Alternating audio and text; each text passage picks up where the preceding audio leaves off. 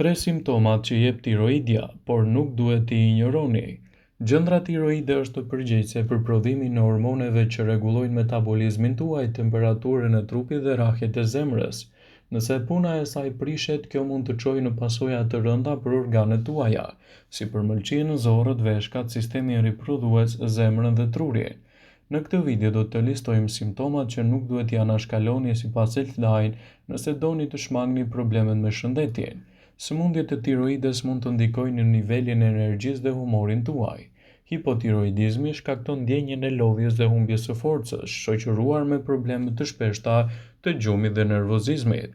Këto janë shenjat kryesore të saj. Ndryshimet në rrahjet e zemrës, humbje ose shtimi i peshës në mënyrë dramatike edhe pa i tepruar ose hequr dorë nga ushqimi.